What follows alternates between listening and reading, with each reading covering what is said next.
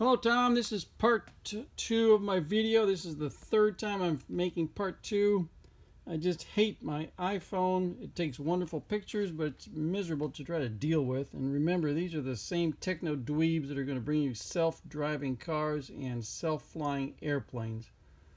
Don't get me on my soapbox. Alright, let's see if I can recoup what I was trying to tell you in the first place. Last I left off, we were talking about this O-ring and the confusion that lies therein. This O-ring is the one that goes down the bottom of this bore, and the reason for it to be down there is to seal up everything so that you don't, it's the final seal between vacuum and brake fluid. And remember, the brake fluid that's going in here is not under a great deal of pressure. It's obviously coming in from your master cylinder, but it's nothing compared to the pressure going out of the booster.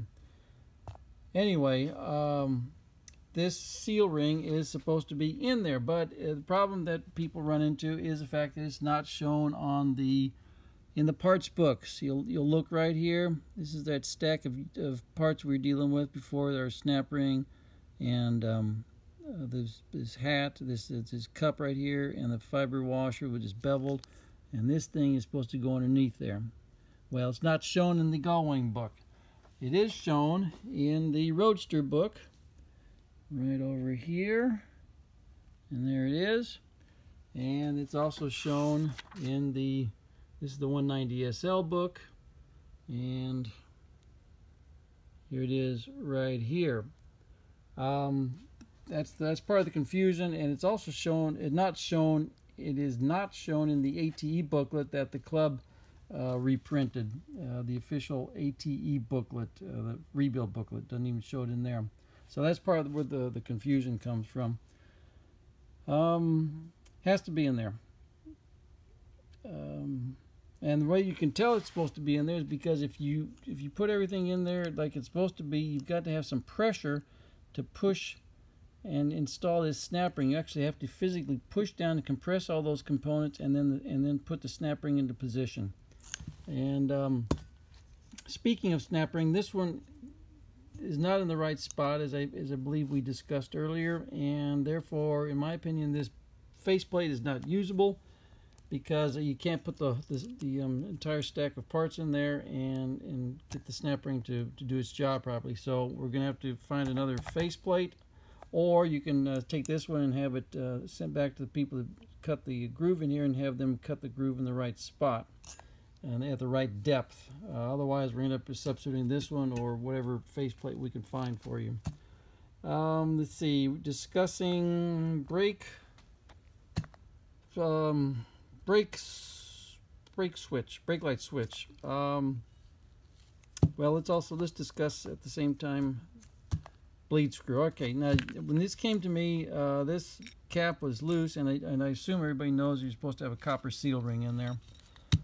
You're asking about the bleed screw orientation. We don't care where the bleed screw ends up on the nose of the booster. Obviously, it's shown as upright, and everybody wants their bleed screws to be upright because that's where your bleed screw is supposed to point, except this bleed screw is totally useless. The important bleed screw is the one that's on top right here. That's where all the air goes. By the time you've got fluid going into the slave cylinder, this has already been bled. You do not need the bleed screw right here. So when I assemble a booster, you got the square cut O-ring that fits down inside this groove, and you screw everything together, and I screw it together to where I've got compression, and the seal ring is going to keep fluid from coming out of the booster, and I don't care where the bleed screw ends up. I will try to make it upright, but that's not always the case. And I don't know why it does not go back to the same place as it did before. I can't help you there. But you were asking about brake light switch placement and getting another cap right here. Well, there isn't another cap. You either have this type of brake booster where you've got the two-piece units that look like they came from Home Depot plumbing department, or you've got the one piece as shown in the Roadster book and the 190 SL book, and that's what is shown right here. This is the 190 SL. Now there is a place right here for the brake booster switch to go on the 190 SL. It does not go there because of the because when this is installed, it's up against the firewall and there's no place for the brake light switch to go. On a 220S sedan, where a booster like this would be installed, you got plenty of room, and they screw the bleed screw into the bottom of the slave cylinder there. So your options are to substitute this slave cylinder of a 190 SL, or else use this Y fitting in the front of your of your booster, and because one of these is for the brake switch and the other one, this was for the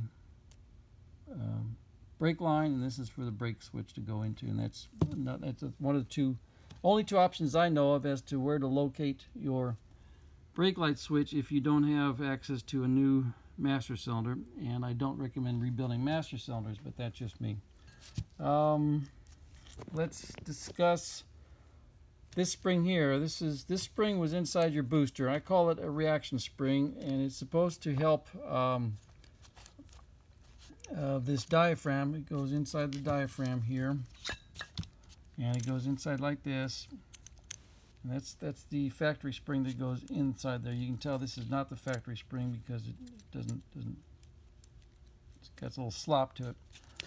Anyway, that spring, I've been rebuilding these things since 1970, 71, and so in my opinion, in my experience, it's not an opinion, in my experience, the T50 booster does not get a reaction spring. It's really not necessary. I've driven Gullwings, Roadsters, and 190 SLs, and with the same T50 booster, with and without a spring in there, the brakes react the same.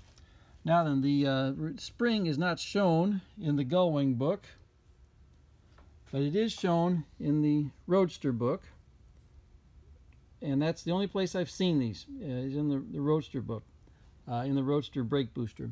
Here's a 190 SL, no spring is shown. So, and that's basically the same booster, the T50 on the 190 SL, and the same as the Gullwing. They're both the same T50. They're interchangeable boosters, and neither of them gets a spring. Now then, and the problem with the spring that you did have in there is that it is entirely too stout a spring to be used in this application. So here's the factory spring.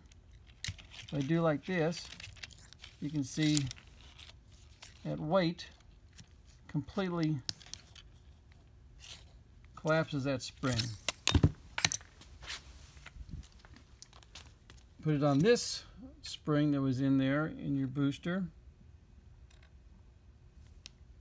Doesn't do anything. This spring was way too strong for the application. Another thing I'm going to do is this is your vacuum check valve. It's an updated check valve. It takes a different that is different than the original that came with your car. Not that it matters. I'm just letting you know for technical reasons. And what I'm going to do is get this plated, so it's going to look like this. So it gets plated on the inside and has a nice clean surface for the check valve to seat against. This uses a flat disc. Your original check valve was a half ball, half moon, half round thing, which is right here, and also shown in the Roadster book right here, little ball. The updated version is shown in the 190 SL book, and it uses a flat disc that goes inside here. They all do the same job. They're interchangeable. It doesn't really matter. I'm just letting you know in case anybody mentions it in the future. That's, just letting you know just in case. All right. Hopefully this has helped you quite a bit. I look forward to any questions. But in my opinion, this faceplate is not usable. And you tell me what you want to do in terms of the brake light switch situation, and we're going to get you a proper diaphragm ordered up, and we'll see if we can't give you back a booster that is correct and fully functional. Thank you.